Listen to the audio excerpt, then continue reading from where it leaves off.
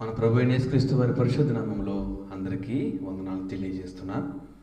ఆదికాండం 3వ అధ్యాయం 11వ వచనం. అందుకైనా నీవు దిగంబరివని నీకు తెలిపిన వాడెవడు? నీవు తినకూడదని నేను నీకు ఆజ్ఞాపించిన వృక్ష ఫలములు తింటివా అని అడిగాను. అందుకు ఆదాము, నాతో నుండుటకు నీవు నాకు ఇచ్చిన ఈ స్త్రీయే ఆ వృక్ష ఫలములు నాకు కొన్ని నాకు ఇయ్యగా నేను తింటినెను. దేవుని బిడ్డలారా, తప్పు చేసింది ఆదాము, కానీ దేవుని మీద స్త్రీ మీద ఇద్దరి మీద నెపాలు వేస్తున్నాడు. చూడండి, నీవు నాకిచ్చిన, నాతో నుండుటకు నీవు నాకిచ్చిన ఈ స్త్రీయే అని ఆ వృక్ష ఫలములు ఇస్తే తినేశాను అంటున్నాడు. అసలు ఆదాముకి దేవుడు మొట్టమొదటిగానే చెప్పాడు తినకూడదు అని. కానీ ఇక్కడ ఆదాము తను చేసిన తప్పు పని, దేవుడు ఆజ్ఞను అతిక్రమించి నీవు నాకు ఇచ్చిన ఈ స్త్రీ అని ఇద్దరి మీద నేపాలు వేసేసినట్టు మనం ఇక్కడ వాక్యంలో చూస్తాం. దేవుని బిడ్డలారా, తర్వాత గమనించండి. అప్పుడే దేవుడని యెహోవా స్త్రీతో నీవు చేసినది ఏమిటని అడగగా, స్త్రీ సర్పము నన్ను మోసపుచ్చినందున తింటిన నేను.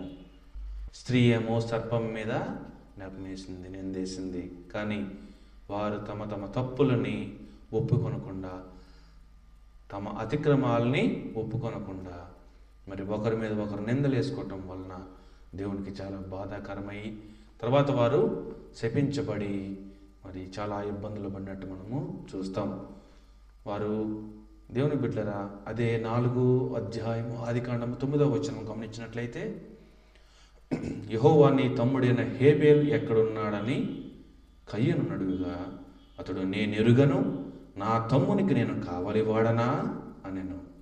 దేవుని బిడ్డలారా, ఆదాము హవ్వల్ని దేవుడు ప్రశ్నించిన, కయ్యనుని దేవుడు ప్రశ్నించిన దేవునికి తెలియదంటారా? తెలుసండి, వారు తప్పు చేశారని తెలుసు. కానీ వారు చేసిన తప్పుని వారు కప్పిపుచ్చుకుంటారా లేకపోతే ఒప్పుకుంటారా అని దేవుడు చూస్తాడు. అందుగురించే వారిని అడగటం చూస్తాం. కాబట్టి దేవుని బిడ్డలారా, ఎప్పుడైతే ఆదాము హవ్వలు వారి తప్పుని ఒప్పుకొనకుండా వారు ఒకరి మీద ఒకరు నెపాలు వేసుకుంటూ తప్పించుకుంటున్నారో, తాము నీతిమంతులుగా మరి వారికి వారే అక్కడ మరి దేవుని యందు దాస్తూ వారు నటించిన విధానాన్ని బట్టి వారు శపించబడినట్టు చూస్తాం. అలాగుననే గమనించినట్లయితే కయ్యను కూడా నా తమ్మునికి కావలివాడనా అనెను. దేవాది దేవునితో మాట్లాడే విధానం అదేనా? ఆదాము హవ్వలు మాట్లాడే విధానం అదేనా? కయ్యను మాట్లాడే విధానం అదేనా? వారు ఎంత తెలివిగా దేవుణ్ణి మరి తప్పు పట్టించే విధంగా వారు మాట్లాడుతున్నారు. కొంచెమైనను మరి భయము లేని పరిస్థితుల్లో మరి దేవుడు అంటే, దేవుని ఆజ్ఞ అంటే మరి వాళ్ళు అతిక్రమించే విషయంలో మరి అతిక్రమించుకుంటూ వారు చేసినటువంటి నిందలు నెపాలు చూసినారా? దేవుని బిడ్డలారా, దేవుడు అట్టి వారిని ఎట్టి పరిస్థితుల్లో అంగీకరించడు. కాబట్టి అతిక్రమములను దాచిపెట్టువాడు వర్ధిల్లడు, వాటిని ఒప్పుకొని విడిచిపెట్టువాడు కనికరం పొందును అని ఏ విధంగా అయితే వాక్యము దేవుడు సెలవిస్తున్నాడు. దేవుని బిడ్డలారా, గమనించినట్లయితే ఆదాము హవ్వ కయ్యను ముగ్గురు శపించబడిన వారై ఉన్నారు. ఒకసారి యోబు గ్రంథము తీద్దాం. యోబు గ్రంథము 1వ అధ్యాయము 6 నుంచి నేను చదువుతాను. దేవదూతలు యెహోవా సన్నిధిని నిలుచుటకై వచ్చిన దినమొకటి తటస్థించెను. ఆ దినమున అపవాది యెగువాడు వారితో కలిసి వచ్చెను. యెహోవా, నీవు ఎక్కడి నుండి వచ్చితివని వాని అడుగగా, అపవాది, భూమి మీద ఇటు అటు తిరుగులాడుచు అందులో సంచరించుచు వచ్చితినని యెహోవాకు ప్రత్యుత్తరం ఇచ్చెను. ఒక రకంగా ఆలోచిస్తే ఆదాము హవ్వ కయ్యూను కంటే అపవాదే ఖచ్చితంగా వీళ్ళ మీద బెటర్గా సమాధానం చెప్పింది. ఎందుకంటే ఉన్నది ఉన్నట్టు చెప్పింది. దేవుని బిడ్డలారా, గమనించినట్లయితే భూమి మీద అటు ఇటు తిరుగులాడుచు అందులో సంచరించుచు వచ్చితనని యెహోవాకు ప్రత్యుత్తరం ఇచ్చాను. చూడండి ఎంత చక్కగా సమాధానం చెప్పిందో. తన పోలికగా నిర్మించుకున్నటువంటి ఆదాము మరి హవ్వ మాట విని తెలిసో తెలియక చేసిన తప్పుని కప్పిపుచ్చుకోవడానికి ప్రయత్నం చేశాడు, కానీ నిందనేమో స్త్రీ మీద వేయటానికి చూశాడు, కానీ తాను మాత్రం తన తప్పుని ఒప్పుకొనలేదు. స్త్రీ సర్పం మీద నెట్టింది, కానీ తాను మరి తన తప్పుని ఒప్పుకోలేదు.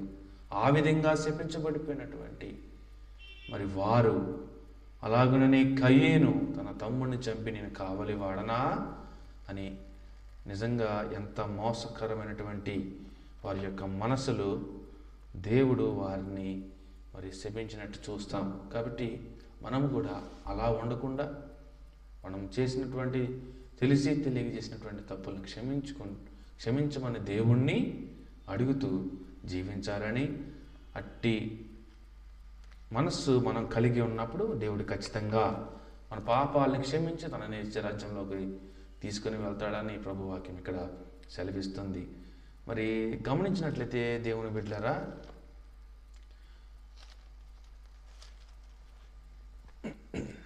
ఒకసారి యోనా గ్రంథము చూద్దాం. యోనా గ్రంథంలో యోనా 1వ అధ్యాయం నేను చదువుతాను. యెహోవాకు అమిత్తై కుమారుడైన యోనాకు ప్రత్యక్షమయ్యేలాగు సెలవిచ్చెను. నినివే పట్టణస్థుల దోషము నా దృష్టికి ఘోరమాయను గనుక నీవు లేచి నినివే మహాపట్టణమునకు పోయి దానికి దుర్గతి కలుగునని ప్రకటింపము. అయితే యెహోవా సన్నిధిలో నుండి తర్షీషు పట్టణమునకు పారిపోవాలని యోనా యొప్పేకు పోయి తర్షీషునకు పోవు ఒక ఓడను చూచి ప్రయాణమునకు కేవు ఇచ్చి యెహోవా సన్నిధిలో నిలువక ఓడవారితో కూడి తర్షీషునకు పోవుటకు ఓడ ఎక్కెను. దేవుడు చెప్పిందైతే మరి నినివే పట్టణమునకి వెళ్ళమని, ఇతనైతే తర్షీషుకి మరి యెహోవా సన్నిధి నుండి పారిపోయినట్టు మనం చూస్తాం. దేవుని బిడ్డలారా గమనించండి. ఒకసారి గమనించినట్లయితే 9వ వచనం, అతడు వారితో ఎట్లా నేను హెబ్రీయుడను, సముద్రమునకును భూమికిని సృష్టికర్త అయి ఆకాశమందుండు దేవుడయ్యున్న యెహోవా యందు నేను భయభక్తులు గలవాడనై ఉన్నాను. తాను యెహోవా సన్నిధిలో నుండి పారిపోవచ్చున్నట్లు అతడు ఆ మనుషులకు తెలియజేసి ఉండెను గనుక వారు ఆ సంగతి తెలుసుకొని మరింత భయపడి నీవు చేసిన పని ఏమిటని అతను అడిగిరి. కాబట్టి దేవుడు చెప్పినటువంటి మాటని యోనా కూడా ఇక్కడ ధిక్కరించి తాను మరి తర్షీషుకి పారిపోవటం చూస్తాం దేవుని సన్నిధిలో నుండి. అట్లా ఎప్పుడైతే దేవుని సన్నిధి నుండి పారిపోయాడో తనకు తానేగానే సముద్రంలో పడవేయండి అని చెప్పుకొనవలసిన పరిస్థితి ఏర్పడింది. అంత భయంకరమైన గాలి వానకి, గొప్ప తుఫానుకి మరి వారందరూ భయపడిపోయిన పరిస్థితుల్లో చిటీలు వేసినప్పుడు తను మరి ఆ చిటీల ద్వారా దొరికిపోయినప్పుడు సముద్రంలో పడవేయబడినట్టు చూస్తాం. యోనా దేవుని సన్నిధిలో నుండి దేవుని మాటని లక్ష్యపెట్టక పారిపోయినటువంటి యోనా. కానీ అక్కడ గమనించినట్లయితే గొప్ప మత్స్యము 1:17 వచనం, యోనాను మృంగవలనని యెహోవా నియమించి ఉండగా యోనా 3 దినములు ఆ మత్స్యం యొక్క కడుపులో ఉండెను.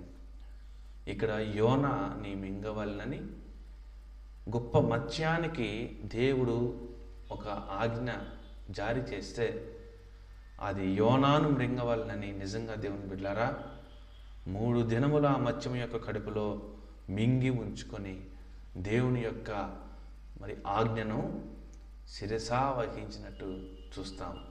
దేవుని బిడ్డలారా గమనించండి, 3 దినములు మరి దానికి ఉపవాసమే.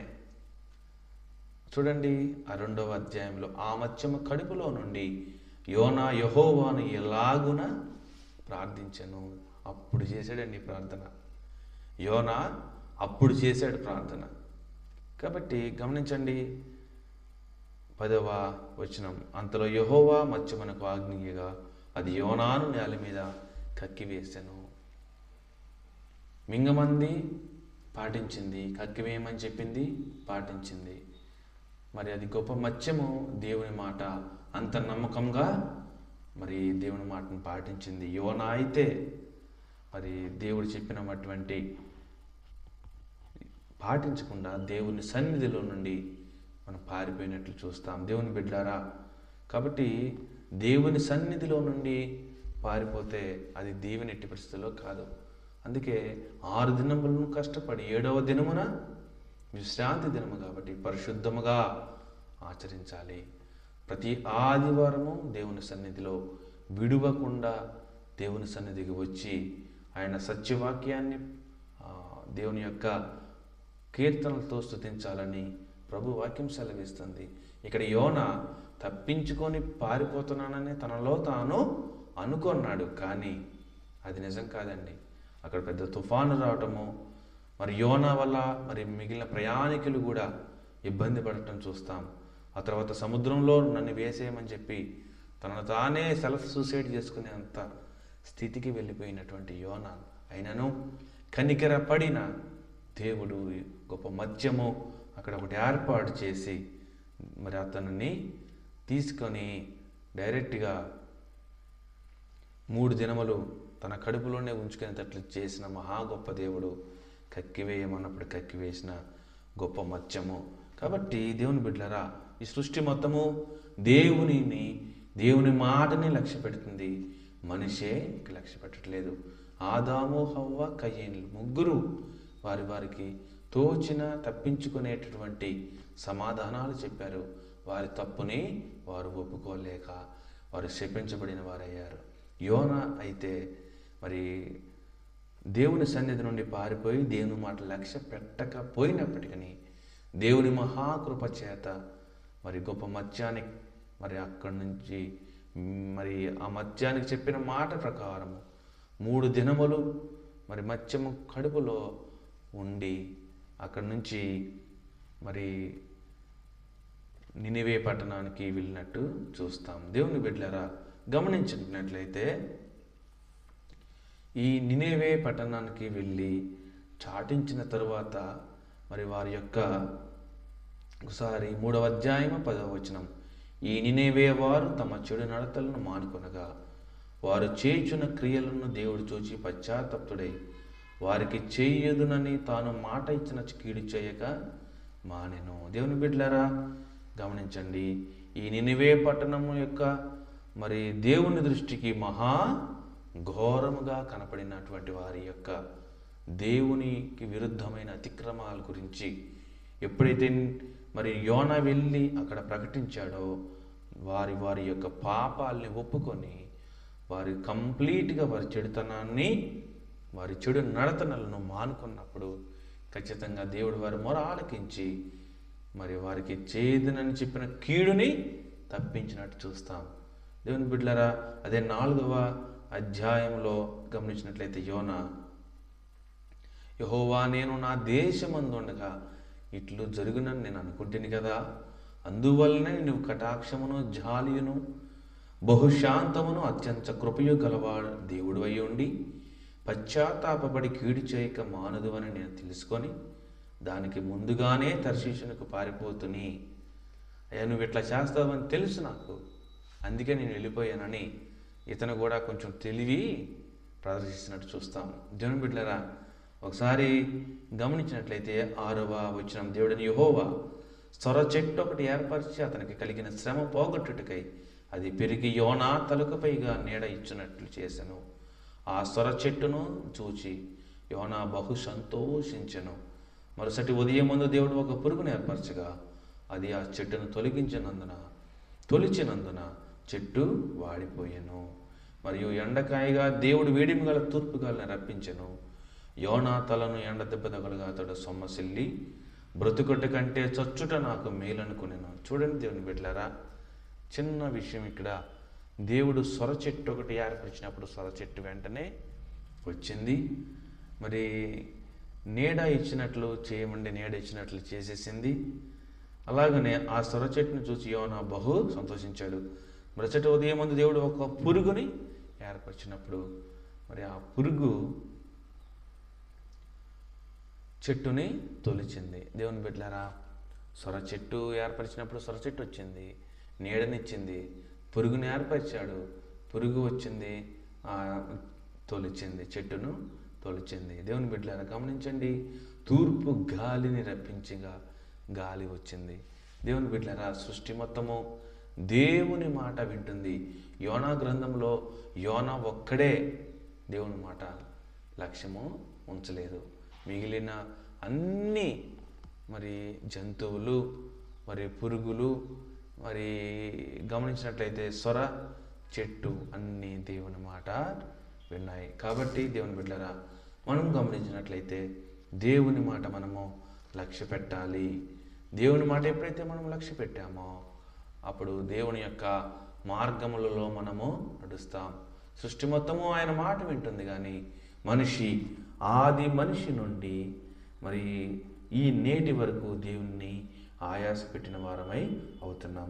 అది న్యాయాధిపతులు 13వ అధ్యాయము ఒకసారి మనం గమనించినట్లయితే దేవుడు మరి ఇశ్రాయేలీయులకి మరి వారి ఫిలిష్తీయుల చేతిలో నుండి ఇశ్రాయేలీయులను రక్షించడానికి మరి సంసోనుని దేవుడు బహుబలముగా వాడుకున్నట్టుగా మంచి శక్తిని, బలాన్ని ఇచ్చినప్పుడు దేవుని బిడ్డలారా, ఈ సంసోను దేవుడిచ్చినటువంటి కృపను, దేవుడిచ్చినటువంటి బలాన్ని తన స్వంతానికి ఎట్లా ఉపయోగించాడో ఒకసారి చూద్దామా. 14వ అధ్యాయంలో సంసోను తెమ్నాతునకు వెళ్ళి తెమ్నాతులో ఫిలిష్తీయుల కుమార్తెల్లో ఒకతను చూచెను. తర్వాత అతను వెళ్ళి మన తల్లిదండ్రులను తీసుకొని వెళ్ళి పెళ్లి చేసుకున్నట్టు చూస్తాం. దేవుని బిడ్డలారా, దానికి పై వచనం గమనించినట్లయితే 24వ వచనం 13వ అధ్యాయంలో, తరువాత ఆ స్త్రీ కుమారుని అతనికి సంసోన్ అని పేరు పెట్టెను. ఆ బాలుడు ఎదిగినప్పుడు యెహోవా అతని ఆశీర్వదించెను. దేవుని ఆశీర్వాదంతో ఎదుగుతున్నటువంటి సంసోన్ మరి 14వ అధ్యాయంకి వచ్చేసరికి తెమ్నాతునకు వెళ్ళి ఫిలిష్తీయుల శత్రువుల యొక్క కుమార్తెను ఒక ఆమెను చేసుకుందామని తన స్వచిత్తంతో ముందుకు వెళ్ళి చేసుకొని, ఆ తర్వాత గమనించండి దేవుని బిడ్డలారా, శత్రువులో ఎప్పుడైతే ఆ పిల్లని చేసుకున్నాడో వారు మరి ఆ పిల్ల నుంచి ఇతని యొక్క బలాన్ని, మరి ఇతని యొక్క విప్పుడు కథని, భావాన్ని తెలుసుకోవాలన్న ఉద్దేశంతో మరి వారు కుట్రబడినట్టు చూస్తాం. ఆ కుట్రలో వాళ్ళు సఫలమయ్యారు. గమనించండి, అలా 15వ వచనం 14వ అధ్యాయం 7వ దినమున వారు సంసోను భార్యతో ఎట్లనిరి, నీ పెనిమిటిని ఆ విప్పుడు కథ భావమును మాకు తెలిపినట్లు అతని లాలన చేయము, లేనిడల మేము అగ్ని వేసి నేను నీ తండ్రి ఇంటి వారిని కాల్చివేసేదము, మా ఆస్తిని స్వాధీనపరుచుకున్నట్టుకే మమ్మల్ని పిలిచితిరా అనిరి.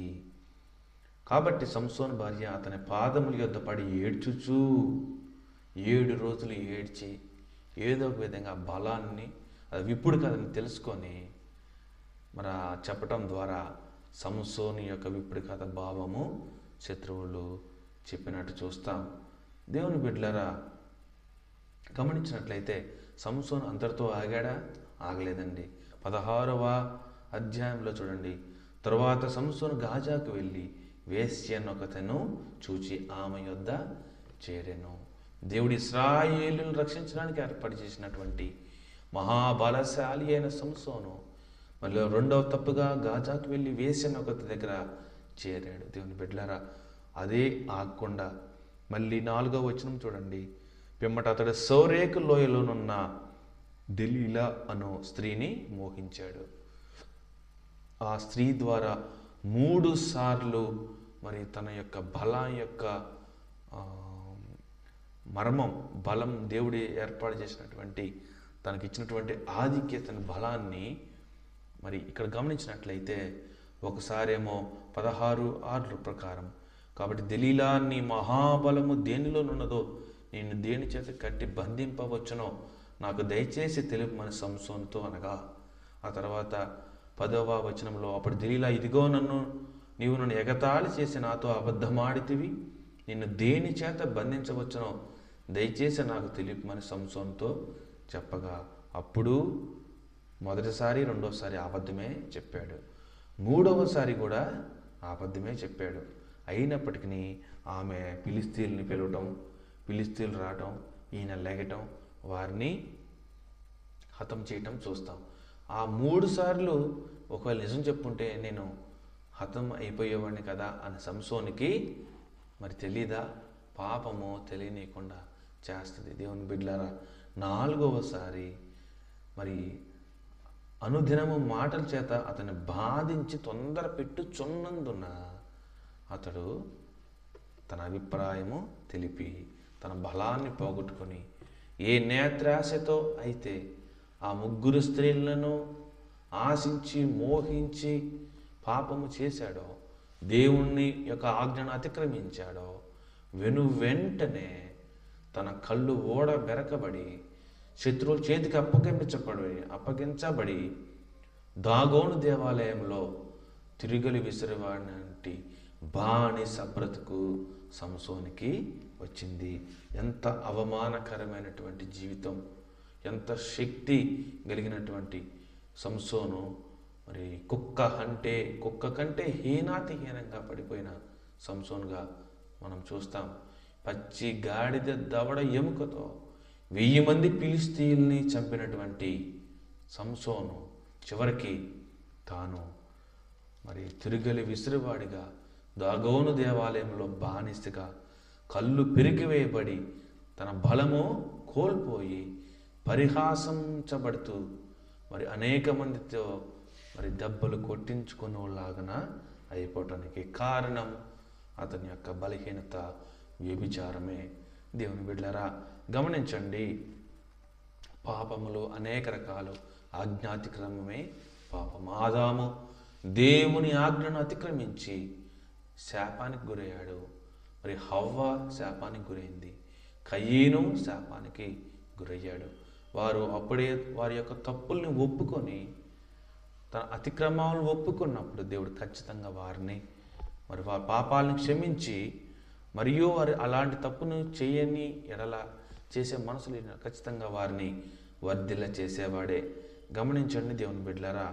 కాబట్టి గమనించినట్లయితే ఎప్పుడైతే వారు చేసిన తప్పుని వారు ఒప్పుకోలేదో వారు ఖచ్చితంగా దేవుని యొక్క శాపానికి గురైనట్టు చూస్తాం. కాబట్టి మరి ఎక్కడ ఉన్నావు అని అడిగినప్పుడు ఆదాము, నేను దిగంబరునిగా ఉన్నాను, నేను తప్పు చేశానని అనకుండా తాను స్త్రీ మీద నెట్టడం, స్త్రీ సర్పం మీద నెట్టడం, మొత్తం మీద సర్పంతో కలిపి 3 శాపానికి గురవటం. దేవుని బిడ్డలారా, గమనించండి ఎంత ఘోరమైనటువంటి మరి జీవితం, ఎంత ఘోరమైనటువంటి శాపం వారు అనుభవించారో మనము చూస్తాం. దేవుని బిడ్డలారా, కాబట్టి ఒకసారి గమనించినట్లయితే మరి సంసోన్ దేవుని యొక్క మరి దేవుడు ఎట్లయితే ఇశ్రాయేలీయులకు రక్షణగా ఏర్పాటు చేసుకున్నటువంటి తన యొక్క ఆ బలాన్ని దుర్వినియోగం చేసి దేవునికి విరుద్ధంగా నడిచినట్టు చూస్తాం. ఒకసారి గమనించినట్లయితే మరి పాపానికి దాసుడైపోయినటువంటి సంసోను మరి అబద్ధం మరి నెపాలు నెట్టడంలో మరి ఆదాము, హవ్వ, సర్పము, కయీనులు మరి వారు శాపానికి గురయ్యి మరి సంసోను శాపానికి గురయ్యాడు. యోనా అయితే దేవుని సన్నిధిలో నుండి పారిపోయి తన స్వచ్ఛత్వాన్ని నెరవేర్చుకోవటంలో మునిగిపోయాడు. కానీ దేవుడు ఉచితమైన కృపను బట్టి అతను రక్షించి మరి నినివే పట్టణానికి తీసుకువెళ్ళి మరి అక్కడ చాటింపు వేయించి మరి వారి యొక్క పాపాలని వారు తెలుసుకొని చేసి ఆ పట్టణస్థులందరూ మరి మారు మనసు పొంది చెడు నడతను మానుకొనినందున వారు రక్షింపబడి మరి దేవుడు ఆ పట్టణాన్ని రక్షించినట్టు చూస్తాం. కాబట్టి మనం దేవుని మాట వినాలి. ఒకవేళ తెలిసి తెలియక తప్పులు చేస్తుంటే క్షమించమని దేవుడిని అడిగినప్పుడు దేవుడు ఖచ్చితంగా క్షమిస్తాడు. కాబట్టి ఆదికాండం ఒకసారి గమనించినట్లయితే 39వ వచనం గమనించుదామా? 12వ వచనం 39వ అధ్యాయం ఆదికాండము. అప్పుడు ఆమె అతని వస్త్రము పట్టుకొని తనతో శయనింపుమని చెప్పగా అతడు తన వస్త్రమును ఆమె చేతిలో విడిచిపెట్టి తప్పించుకొని బయటకి పారిపోయాను. పాపము నుండి పారిపోయినటువంటి యోసేపు తర్వాత ఎంతగా ఆశీర్వదించబడ్డాడో మీకు తెలుసా దేవుని బిడ్డలారా? గమనించండి, ఎప్పుడైతే దేవునికి విధేయత కలిగి ఉంటారో, దేవుని మార్గముల తట్టు చూస్తారో ఖచ్చితంగా పాపము నుండి పారిపోతాం. దేవుని బిడ్డలారా గమనించండి, దేవుని ఆజ్ఞే అతిక్రమమే, దేవుని ఆజ్ఞను అతిక్రమించుటే పాపము. కాబట్టి ఒకవేళ మనము మన సహోద్యోగుల మధ్య కానీ, మన సంఘములో కానీ, మన సమాజంలో కానీ, మన వ్యక్తిగత మరి వృత్తి విద్యల ప్రయాణాల్లో కానీ ఎట్టి విధమైనటువంటి మనం ఇతరులు ఎడల ఏదన్నా తప్పు చేసినప్పుడు మనం క్షమాపణ మనుషులను కోరి, అలాగనే మన అతిక్రమాలను దేవుని చేతలో ఒప్పుకుంటే ఖచ్చితంగా క్షమిస్తాడు. కాబట్టి మనము అతిక్రమాలను ఒప్పుకునేటట్టు ఉండాలి, కానీ నెపములు వేసేటట్టు ఉంటే అది మనం క్షమించబడము. అట్టి రీతిగా దేవుడు మనకి మంచి మనస్సును అనుగ్రహించునుగాక. ఆమేన్. ప్రార్థన చేసుకుందాం. సర్వోన్నతుడ, సర్వాధికారి, పరిశుద్ధుడ, జీవాధిపతి, మీకు వందనాలు. మీరు సర్వోన్నతుడు, సర్వాధికారి తండ్రి యేసయ్యా. అయ్యా, అతిక్రమములను దాచిపెట్టేవాడు వర్ధిల్లడు, వాటిని ఒప్పుకొని విడిచిపెట్టేవాడు కనికరము పొందునని తెలియజేశావు. అయ్యా, ఆదాము, హవ్వ, సర్పము, కయ్యనులు అయ్యా నీకు నా ప్రభు అబద్ధములు చెప్పి నెపాలు వేస్తూ వారు శపితమైపోయారు నాయన. అయ్యా, యోనా నీ సన్నిధిలో నుండి పారిపోతుండగా అయ్యా నీ ఉచితమైన కృపను బట్టి రక్షించి అయ్యా అతనిని బట్టి నాయన నినివే పట్టణాన్ని చాటింపు వేసిన ప్రభా, ఆ పట్టణమంతయు వారి చెడుతనమును మానుకున్న పరిస్థితుల్లో రక్షించిన దేవా నీకు వందనాలు. సృష్టి మొత్తము నాయన నీ మాట ఉంటుంది. గొప్ప మత్స్యము, సొర చెట్టు, పురుగు, అయ్యా గాలి, తుఫాను సమస్తము నువ్వు సృష్టించిన దేవుడా, అవన్నీ నీ మాటలు వింటున్నాయి, కానీ మేమే మీకు అవిధేయులుగా జీవిస్తున్నాం. అయ్యా అయ్యా మమ్మల్ని ఒకసారి జ్ఞాపకం చేసుకున్నా ప్రభా. అయ్యా నీ దీర్ఘశాంతము, నీ శాంతిని, దయను అయ్యా మాతో ఉంచమని ప్రార్థిస్తున్నాం. అయ్యా మీకు వందనాలు. మీకే స్తుతులు స్తోత్రములైన అయ్యా నిలకడైన స్వభావం కలిగి అయ్యా స్థిరమైనటువంటి మనస్సు కలిగి అయ్యా నీ యందు నా ప్రభ మనస్సు నిలుపుకొని అయ్యా సమస్తమైన దుష్టత్వాన్ని ఎదిరించిన ప్రభ, ఇహలోక శరీరాశ, నేత్రాశ, జీవంపడంబముల వైపు వెళ్లకుండా నిన్నే నమ్ముకుని నా ప్రభా అయ్యా అన్యజనులలో వర్ధిల్లులాగా మీరే సహాయం చేయమని, కృప చూపించి దీవించి ఆశీర్వదించమని, అన్ని విషయంలో కృప చూపించమని త్వరలో రానైన ప్రభు నేసబెట్టి అడిగిడుకొని ప్రార్థిస్తున్నాం తండ్రి. ఆమేన్. అందరికీ వందనాలు. దేవుని కృప మీ అందరికీ తోడైండునుగాక. సహోదరులారా, నా పేరు దగాని ఏలియా. విసనపేట, ఎన్టీఆర్ జిల్లా విసనపేటలో దేవుని పరిచర్య చేస్తున్నాము. ఏకొండూరు రోడ్డు, టవర్ గ్రౌండ్స్లో ఎన్టీఆర్ జిల్లా దేవుని పరిచర్య గత కొన్ని నెలలుగా చేస్తున్నాము.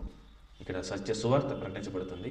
కావున ఏ చర్చికి వెళ్ళని వారు ఎవరైనా ఉంటే ఖచ్చితంగా సత్య సువార్త వినడానికి దేవుని సన్నిధికి రావాలని ప్రేమపూర్వకంగా ప్రభువు నందు మీకు తెలియజేస్తున్నాను.